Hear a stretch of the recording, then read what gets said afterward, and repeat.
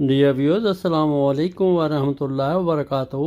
ये वीडियो आपके लिए बहुत ही इंटरेस्टिंग होने वाली है, क्योंकि इसमें अल्लाह ताला के 4 वज़ीरों का और रसूल पाक के 4 वज़ीरों का ज़िक्र है।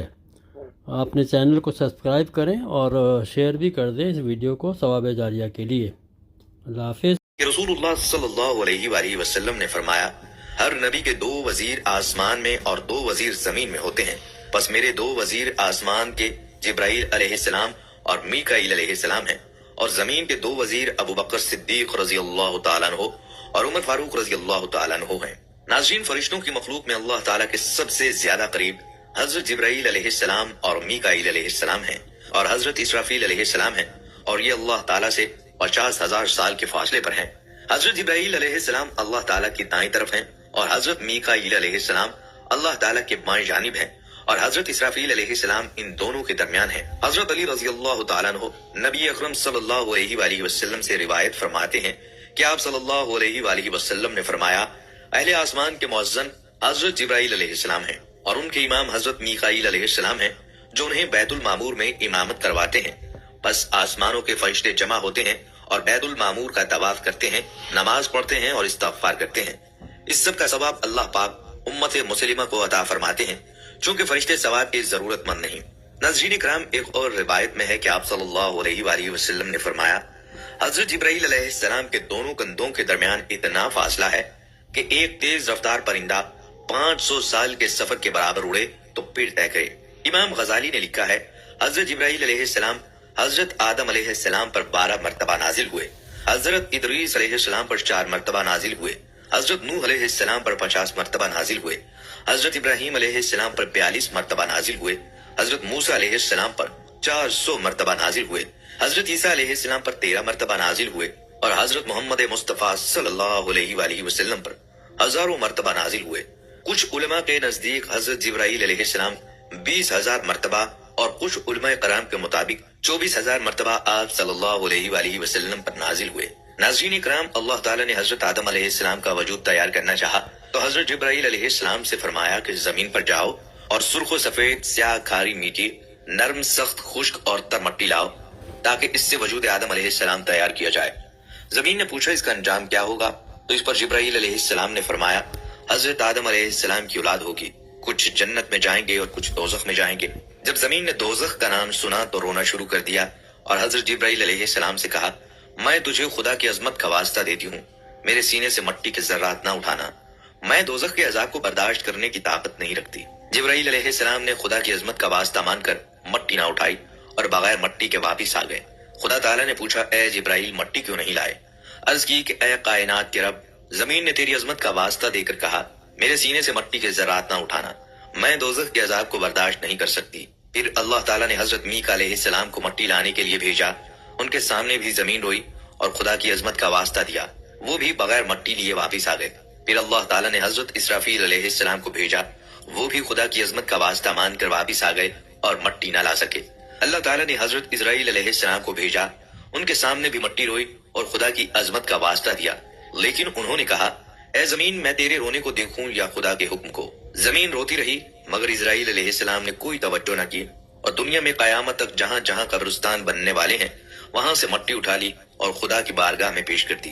अल्लाह ताला ने अपनी कुदरत कामला से हजरत आदम अलैहिस्सलाम का वजूद तैयार किया, इसमें अपनी रूह फूंकी और अपने हबीब सल्लल्लाहु अलैहि वसल्लम के इल्म का नूर उनकी पुश्त में बतौर अमानत रखा, जिसकी वजह से आपकी पेशानी आफताब व महताब की तरह चमकती थी। फिर अल्लाह ताला ने फरिश्तों को हुक्म दिया कि हजरत आदम अलैहिस्सलाम को सजदा करो। चूंकि इंसान की मट्टी को जमीन से अलग इजराइल अलैहिस्सलाम ने किया था, लिहाजा उस मट्टी को दोबारा जमीन में मिलाने का काम भी इजराइल अलैहिस्सलाम को दे दिया गया, यानी हर इंसान की रूह यही कब्ज करते हैं। नाज़रीन इकराम, हजरत जिब्राइल अलैहिस्सलाम हुजूर सल्लल्लाहु अलैहि वसल्लम के विसाल तक आपके पास तशरीफ लाते रहे और बाहुक्म खुदा मुख्तलिफ मवाक़े पर खिदमत सरंजाम देते रहे। जिब्राइल अलैहिस्सलाम ने मोहम्मद सल्लल्लाहु अलैहि वसल्लम से बगैर किसी पर्दा के बातचीत की है, और आप सल्लल्लाहु अलैहि वसल्लम ने जिब्राइल अलैहिस्सलाम को असली और हकीकी शक्ल में देखा है, और इसका सबूत बहुत सी आयात और अहादीस में मिलता है। कुरान पाक में हजरत जिब्राइल अलैहिस्सलाम का नाम सराहत के साथ 1 से ज़ायद मुकामात पर आया है। नाज़रीन इकराम, जंग बदर और ग़ज़वा बदर का एक मशहूर वाक़या है जो अहादीस की मशहूर किताबों में भी दर्ज है। ایک صحابی نے جنگ بدر کے دن ایک کافر کی طرف دوڑتے ہوئے تلوار بلند کی اور اسے قتل کر کے اچانک اس نے ایک آواز سنی، ہیزوم آگے بڑھ، اور اس آواز کے ساتھ ہی صحابی کہتے ہیں کہ وہ کافر زمین پر گر پڑا۔ قریب ہو کر اسے دیکھا تو اس کے چہرے پر کوڑے کا نشان پڑ گیا تھا اور اس کا جسم سیاہ ہو گیا تھا۔ صحابی کو بڑا تعجب ہوا کہ یہ کیسے مر گیا، اس کو کس نے مارا، اور یہ ہیزوم کیا ہے جسے آگے بڑھنے کا کسی نے حکم دیا۔ صحابی نے جو قتل ہوتے ہوئے دیکھا وہ حضرت جبرائیل علیہ السلام نے کیا، اور ہیزوم کو آگے بڑھنے کا حکم دینے والے بھی حضرت جبرائیل علیہ السلام تھے۔ چنانچہ جنگ فتح ہونے کے بعد وہ صحابی آپ صلی اللہ علیہ وآلہ وسلم کی خدمت میں حاضر ہوئے اور پورا واقعہ بیان کر دیا۔ حضور صلی اللہ علیہ وآلہ وسلم نے فرمایا، تم نے سچ کہا، یہ مدد تیسرے آسمان کے فرشتوں کے فوج سے تھی، یعنی اس جنگ میں فرشتوں کی فوج جبرائیل علیہ السلام کے ہمراہ شریک تھے اور انہوں نے ہی کفار کو قتل کیا۔ ناظرین کرام، حضور صلی اللہ علیہ وآلہ وسلم نے فرمایا، جس رات مجھے آسمانی سیر کرائی گئی تو جبرائیل امین اس چٹان کے پاس آئے جو بیت المقدس میں ہے، اس میں اپنی انگلی رکھ کر اس میں سوراخ کیا اور اس کے ساتھ براق باندھا۔ جبرائیل علیہ السلام نے ہزاروں سال ایک خلت کے انتظار میں عبادت کی، اور یہ خلت شب معراج حضور صلی اللہ علیہ وآلہ وسلم کے ساتھ خدمت گزار کے طور پر عناقت کا شرف تھا، حتیٰ کہ جبرائیل علیہ السلام نے اس رات آپ کی سواری کی خدمت کی۔ ناظرین، معراج کی رات حضرت جبرائیل علیہ السلام نبی اکرم صلی اللہ علیہ وآلہ وسلم کی خدمت میں حاضر ہوئے اور عرض کی، یا رسول اللہ صلی اللہ علیہ وآلہ وسلم، براق پر سوار ہو جائیے۔ بس آپ سوار ہوئے اور جبرائیل علیہ السلام آپ صلی اللہ علیہ وآلہ وسلم کے ساتھ تھے، اور آپ صلی اللہ علیہ وآلہ وسلم کو لے کر محو پرواز ہوئے اور براق فضا کو چیرتا گیا۔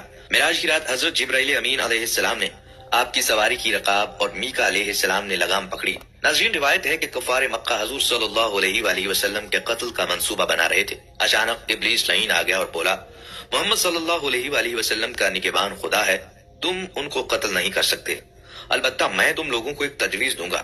ابلیس نے ابو جہل سے کہا، تم اپنے بت کو محمد کے سامنے روبرو رکھ کر سجدہ کرو، ہو سکتا ہے تمہارا بت محمد صلی اللہ علیہ وآلہ وسلم کے بارے میں اظہار خیال کرے، اور یہ بات محمد صلی اللہ علیہ وآلہ وسلم کے قتل سے بھی زیادہ اذیتناک ہے۔ ابو جہل کا بت جواہرات سے سجا ہوا تھا، اس نے بت اٹھایا اور آپ صلی اللہ علیہ وآلہ وسلم کے سامنے رکھ دیا۔ اس وقت آپ صلی اللہ علیہ وآلہ وسلم حرم شریف میں تشریف فرما تھے۔ ابو جہل نے بت کو سجدہ کر کے کہا، اے میرے معبود، میں تیری عبادت کرتا ہوں اور محمد صلی اللہ علیہ وآلہ وسلم تمہاری تکذیب کرتا ہے، تم محمد صلی اللہ علیہ وآلہ وسلم کی توہین کر کے مجھے خوش کرو۔ بت حرکت میں آ گیا، اس نے آپ صلی اللہ علیہ وآلہ وسلم کی شان میں نازیبہ باتیں اور گالیاں بکیں۔ آپ صلی اللہ علیہ وآلہ وسلم کو سخت صدمہ ہوا، آپ صلی اللہ علیہ وآلہ وسلم کے شانہ اقدس سے چادر گر پڑی۔ آپ صلی اللہ علیہ وآلہ وسلم حزن و ملال میں تھے اور خدیجہ رضی اللہ تعالیٰ عنہ کے گھر آ کر اندر سے دروازہ بند کر لیا۔ تھوڑی دیر گزری تھی، دروازے پر دستک ہوئی، دروازہ کھولا گیا، ایک اجنبی جوان اندر آ گیا، اس کے ہاتھ میں تلوار دے کر حضرت خدیجہ رضی اللہ تعالیٰ عنہ گھبرا گئی۔ اس جوان نے آپ صلی اللہ علیہ وآلہ وسلم کو سلام کیا۔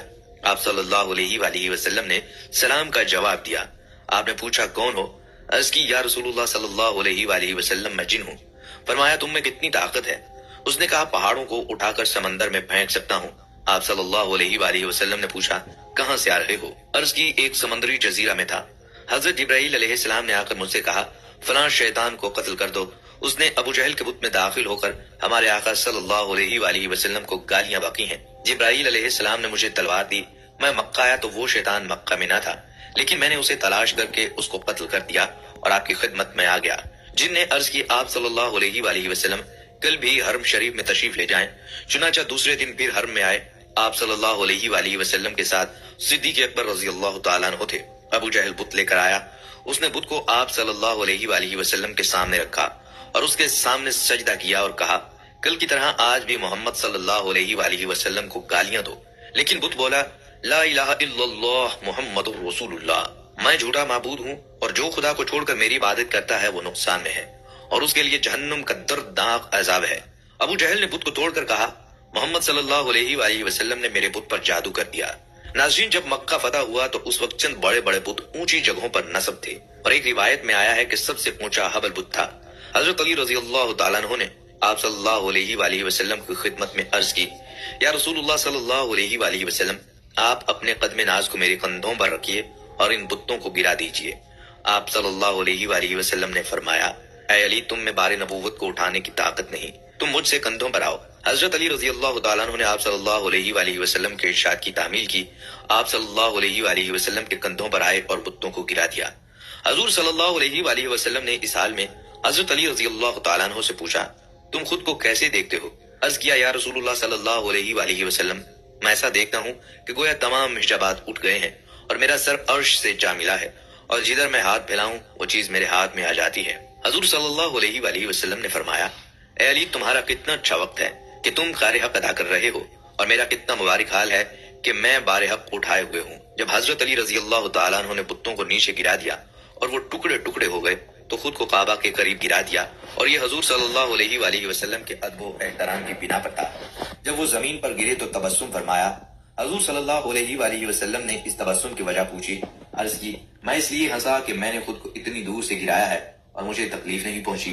حضور صلی اللہ علیہ وآلہ وسلم نے فرمایا، تمہیں تکلیف کیسے پہنچتی جبکہ تم کو اٹھانے والا محمد صلی اللہ علیہ وآلہ وسلم ہو، تم کو اتارنے والا جبرائیل امین ہو۔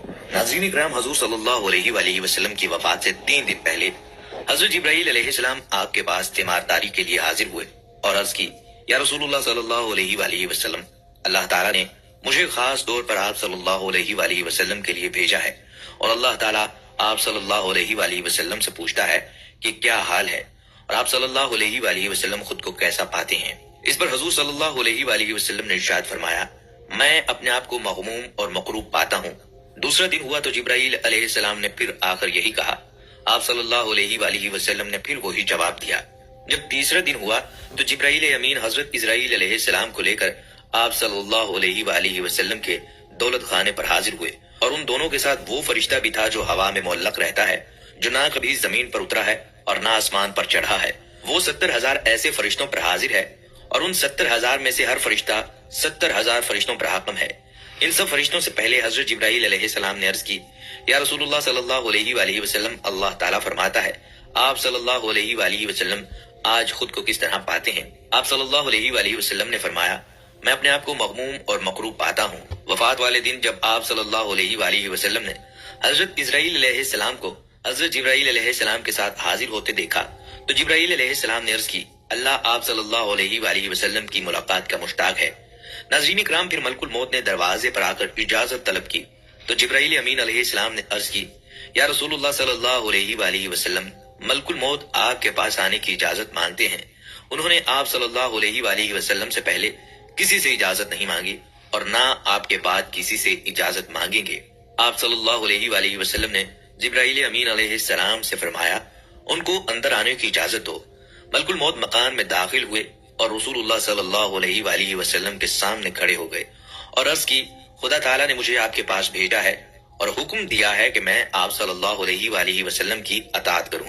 اگر آپ اجازت دیں تو آپ صلی اللہ علیہ وآلہ وسلم کی روح قبض کر لوں، اور آپ صلی اللہ علیہ وآلہ وسلم اگر اجازت نہ دیں تو میں آپ صلی اللہ علیہ وآلہ وسلم کی روح قبض نہ کروں۔ آپ نے ملک الموت سے فرمایا، کیا یہ حکم ہوا ہے؟